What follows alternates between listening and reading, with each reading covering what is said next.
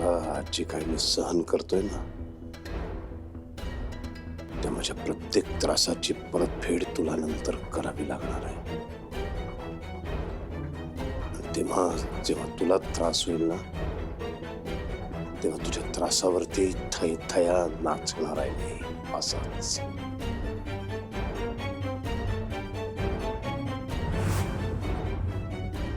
तेव्हा का प्रत्येक वेळेला माझ्यावर अन्याय करतोस?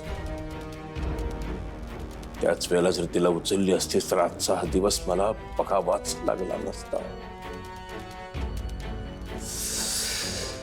का देवा का?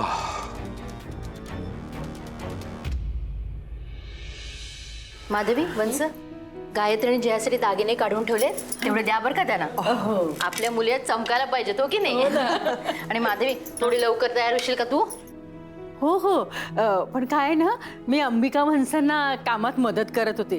त्यांच्यावर कामाचा किती लोड आहे. खरंच आहे, पण वंस, तुमचे आभार मानावेत ना तेवढे कमी आहेत. इतकं सुरेख नियोजन केलं ना तुम्ही. Thank you so much. अगं वहिनी, दादा सांगणार आणि मी करणार नाही असं होईल का? आणि त्याही पेक्षा जास्त आपल्या घरच्यांसाठी मनापासून काहीतरी करायचं, यात मला जास्त आनंद आहे ग. खरं आहे तुमचं. बघा ना, पण आपल्या जुन्या गोष्टी हे बेदावे विसरून आपल्या माणसांसाठी काहीतरी करतो ना, त्यालाच कुटुंब म्हणतात. आणि कुटुंब एकत्र आल्याशिवाय कार्यक्रमाला मजा पण नाही. अगदी बरोबर बोललीस तू. ते म्हणतात ना, मन साफ तो 100 गुन्हे माफ. वा, क्या बात आहे. बरोबर आहे, बरोबर आहे. पण वंस, माझ्याकडनं तुमचं मन दुखावलं गेलं असेल किंवा अधिक कुणा शब्द गेला असेल ना, तर मोठ्या मनाने माफ करा मला. अगं वहिनी, काय आहे? वहिनी, तू खूप चांगली आहेस.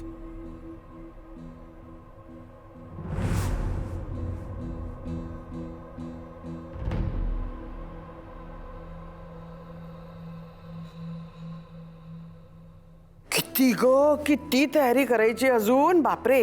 आणि मला ना जास्त ओढ लागली आहे ना, ती मुलींनी डान्स कसा बसवला असेल याची. आणि हो, त्यानंतर पार्टीमध्ये एक सरप्राईज पण आहे.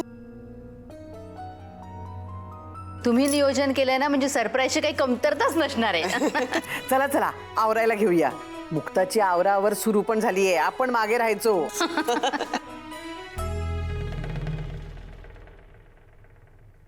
वहिनी, मुक्ता सारंगच्या खोलीत तयार होते. हो अगं मग सारंग कुठे, रूमच्या बाहेर आहे का?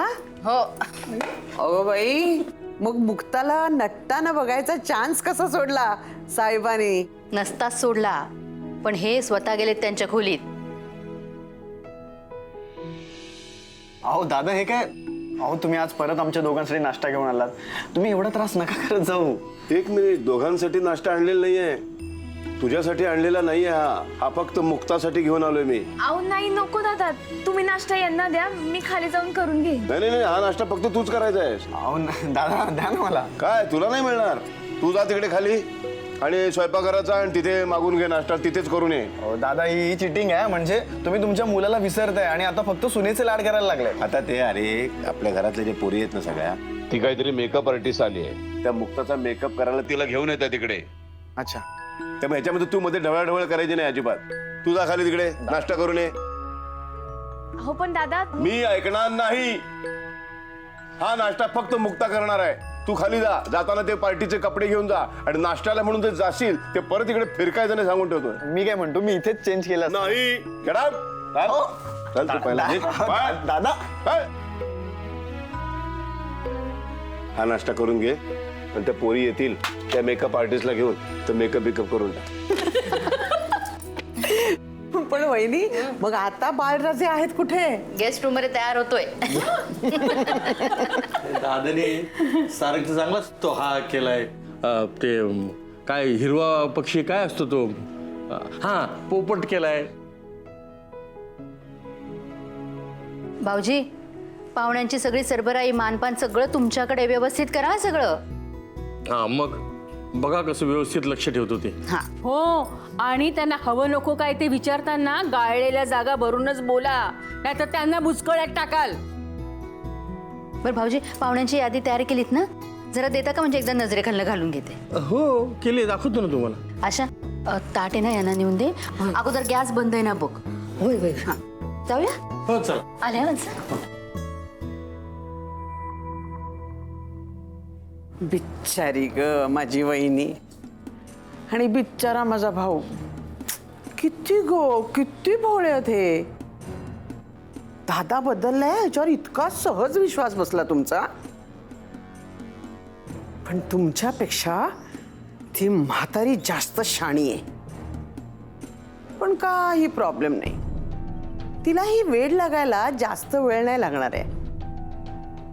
आता एकदा का पार्टी झाली की मुक्ता तिच्या घरी जाईल, आणि मग मुक्ता परत लग्नासाठी घरी येईल, तोपर्यंत इथे आर्याचं आणि सारंगचं लग्न झालेलं असेल. सरप्राईज. मज्जा